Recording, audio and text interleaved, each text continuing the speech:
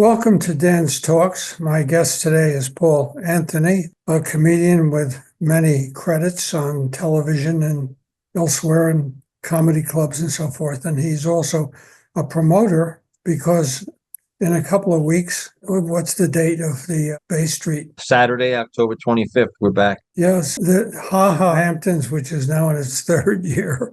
Yes. Can hardly lose with people like that. And you're bringing a bunch of other guys, you have to round them up, I guess, and lasso them and stuff. And we lasso them right from New York City. Most of them come from the New York area. The comedians travel a lot, but there is a tremendous network of comedians right here in New York. We're very lucky that we have access to that. And we work with a lot of them. And we're very fortunate. This Caroline, she used to be, had her own comedy club. Yeah. She closed down the comedy club maybe 2 or 3 years ago. I know she still produces the New York City Comedy Festival, which is huge. Tell me about what's going to happen that night, 10 days from now. So the Ha Ha Hamptons comedy tour, we launched it 3 years ago with our partners at Bay Street Theater. They've been tremendous. The concept is that we wanted to bring really the best comic talent working today out to Hamptons audiences. That was the goal, and we've accomplished that. We're very fortunate that, as I mentioned, we have a whole network of comedians that we work with. We've been producing the Long Island Comedy Festival for 19 years. So next year is our 20th anniversary for the Long Island Comedy Festival. We've been producing that at top venues all across Long Island. But we really didn't bring it out to the Hamptons. So we wanted to let the Hamptons have their own branded show. And that's how the Hamptons Comedy Tour evolved. And it's going very well. It's now in its third year. It's in its third year. Yes. We do about 4 shows a year at Bay Street Theater. How long is a routine and how many comics are involved? Excellent question, Dan. We've been doing this a long time. You're very good at this. So we work with what they call a showcase format. What is a showcase format? Good question. Very simply, we'll have more comedians on a show, each doing slightly less time. So a typical format for a comedy show is there'll be an MC, opening act, there'll be a feature, middle act, and then a headliner will do 45 minutes to an hour or more. Our show, everyone's doing anywhere from 15 to 25 minutes. So it's formatted as a showcase. And you'll see anywhere from 5 to 6 comedians on a show. So if you're good with math and you understand the law of averages, you see 5 or 6 comedians, you're probably going to love at least 3 of them. And I'm being conservative. So people will leave going, wow, I really love comedians number 1, 3, and 5, whatever it was. Because comedy is so subjective, especially today. That's how we format the shows, and it's been very successful. Can you tell me who's coming? We have a surprise guest comedian. I cannot tell you who she is. I can give you some clues. She's a national headliner. She plays at top venues all around the country. A few years ago, she was voted Las Vegas's next big act. So she'll be actually emceeing the show. We've got Rob Falcone, who's a national headliner. People may recognize him from some of his appearances on The Sopranos, the TV show. He was on that a couple of times. We have Eric Tartaglione, also a national headliner. A format with the showcase format, it gives us the ability to bring out higher levels of talent than you'll see at other venues. If that's what works for these other venues, that's great. But what we do is we'll put together a showcase where we'll tell people you'll never see these comedians anywhere else all on one stage. Maybe on a Monday night somewhere in Manhattan, if they all happen to be going into the city to perform on a Monday night, but not on a Saturday night in Sag Harbor in the Hamptons are you going to see all of these comedians on one stage. And that's why people love the shows, because we're delivering. People want to laugh more. People want to laugh more, Dan. Tell me a little bit about yourself and how you gotten interested in all of this. Sure. So I started my career working in broadcast radio, did that for quite a while. But while I was doing that, I also started doing stand-up comedy. Typical route that most comedians take, open mics, etc. I mostly worked in the city. And then I decided that I wanted to see if I could produce my own shows. And so, like I said, in 2006, 19 years ago, we launched the Long Island Comedy Festival. I had done some research and found out that There are comedy festivals in just about every major city around the country, some of them larger than others. But what was unique about Long Island is there's no real central area of Long Island. There's all different regions. You've got the Hamptons, you've got Nassau County, you've got Suffolk County. So we came up with the concept that there was no way to just run the comedy festival over the course of 1 week, for argument's sake. So we said, you know what, let's do it the whole summer. So that's what we did. In 2006, we launched the comedy festival, and it ran all summer long. And we haven't stopped since. Now we do the shows year round because we work with a lot of great venues. Besides Bay Street Theater, we work with venues just all across Long Island. And they wanted more shows. They wanted to have shows not just in the summertime. So the comedians just want to work. And what's great about Long Island audiences is that very rarely do the Long Island audiences go into the city to see a comedy show. So we bring the show to them, especially the people in the Hamptons. I'll talk to the people in the Hamptons and I'll ask them, when was the last time you were at a comedy show in the city? And they're like, in 1982. So I think we hit on something. There's a need and there's an audience for these comedians. And the comedians love it because, you've heard the expression, you either get a new act or you get a new audience. It's much easier to get a new audience. It takes years to develop an act, especially if a comedian's doing a long set. So we bring them out to the Hamptons, and the vast majority of the people in the audience have never seen these comedians before. And that's very exciting for a comedian because you don't want to be performing for the same audience all the time. I have some questions in general about comedians and how they work. It seems to me to be amazing that they can learn to do a period of time when they can not go off on some tangent because they don't remember what comes next, but maybe that's just me. It can be done, I guess. These comedians are professionals. I mean, a lot of the comedians, when you see them perform, they give the impression that they're just speaking extemporaneously off the top of their head. But I can assure you that's not the case. They are prepared. They're very prepared. And a lot of times I'll give them advance notice in terms of I'll describe who the audience is that we typically attract. We produce theater shows, so we don't work at any of the comedy clubs. The shows that I produce, they're only at theaters. And theaters typically attract a slightly older demographic, more mature audience. It's not like a huge drinking crowd. It's a different atmosphere than a comedy club venue. And so I prepare the comedians for that so that they know, and they'll adjust their acts accordingly. We also don't work with comedians that are blue. I don't know if you're familiar with that expression. Oh. Blue comedians, it's a performance term that basically means that they use a lot of profanity or that they talk about subjects that are very, real adult topics. I always tell the audience, people will contact me and say, my son is in high school. Would he enjoy the show? He'll love the show. You're going to hear adult topics, but you're not going to hear a lot of profanity.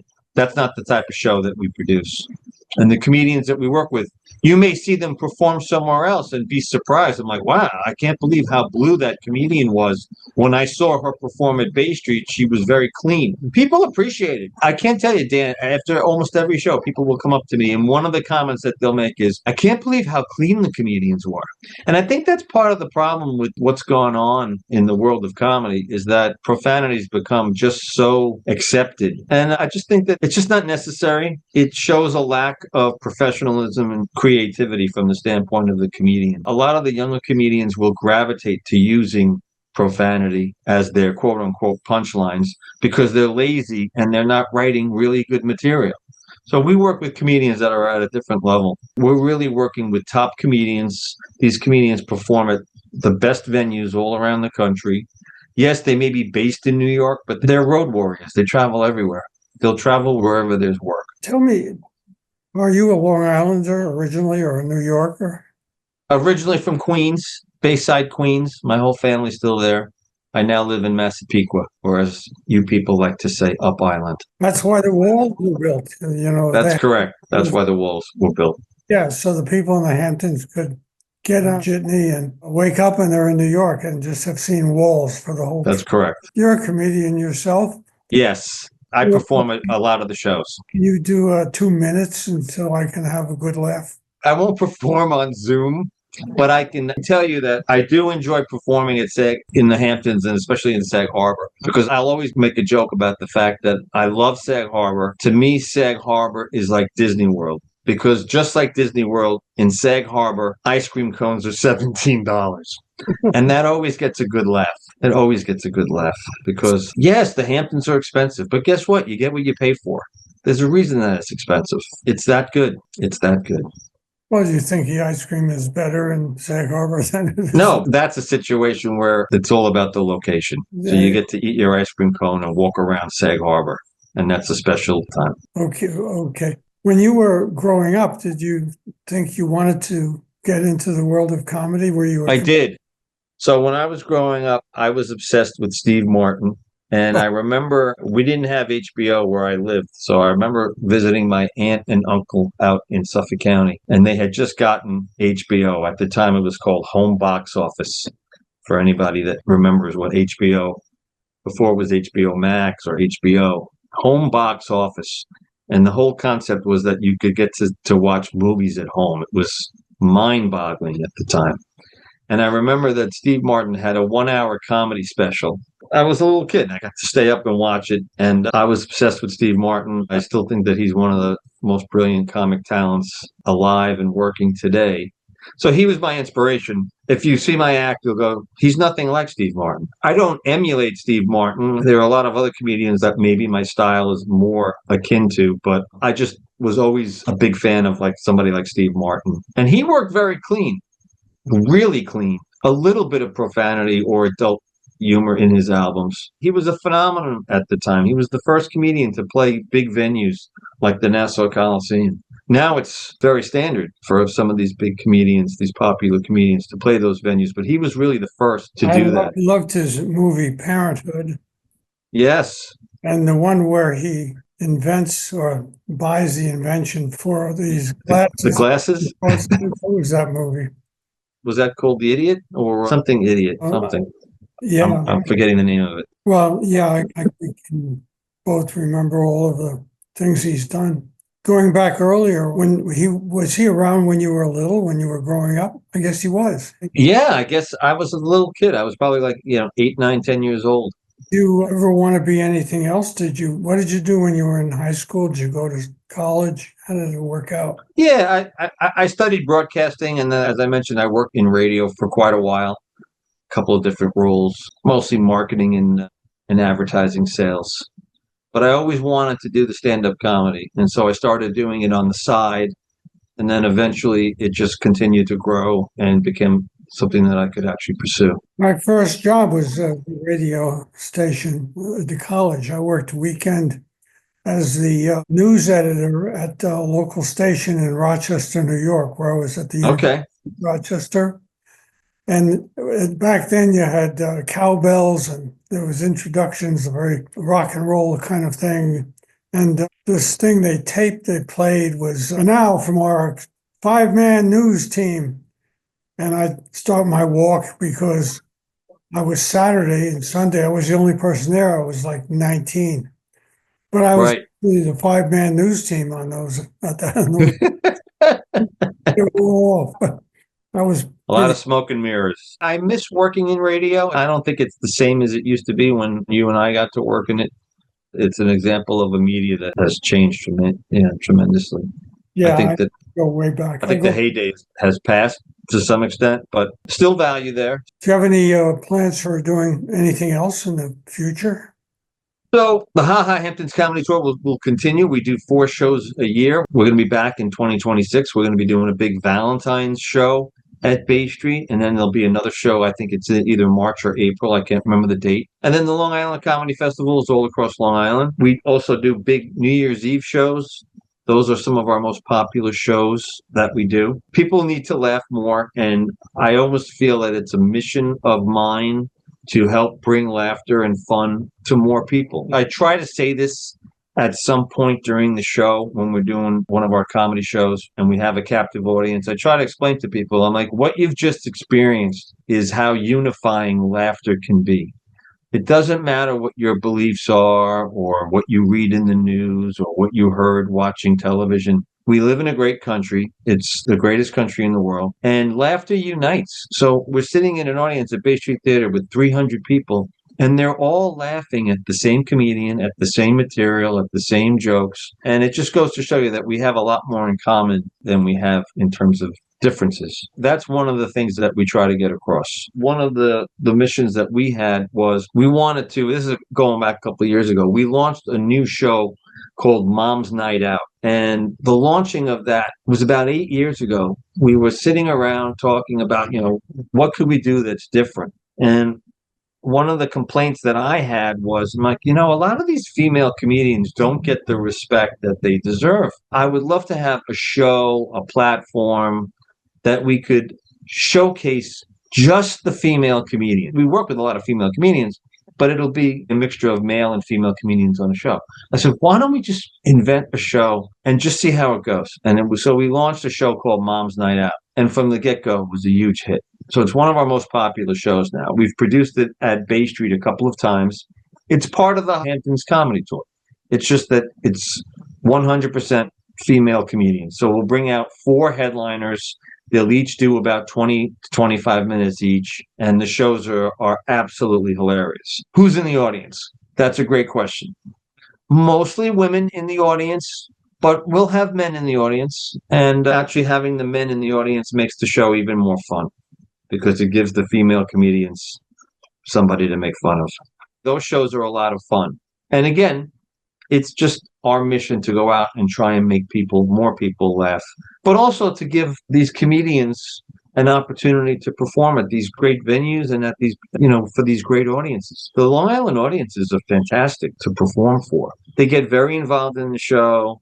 They're very attentive. A lot of times in the city, you don't know who you're performing for. You're performing for a lot of people that are tourists and they're traveling. Sometimes English is not their first language. Those shows are very challenging. Imagine doing an interview and the person you're interviewing doesn't really speak English. That's a lot of work, especially for comedians, because so much of comedy, it's nuances, and it's references that people would understand from a certain geographic area or part of the world. Tell me again the date and the time at Bay Street.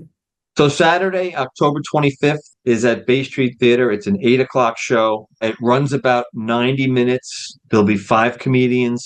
It's really going to be an awesome show. You're going to see comedians that, as I mentioned, you would never see them all on one stage anywhere else. That's been our goal, and that's one of the things that we're known for. Well, thank you for being on the podcast, and I'll see you there. I look forward to it, Dan. Thank you so much for having me, all right? Big fan. And Bye. Keep wearing that hat.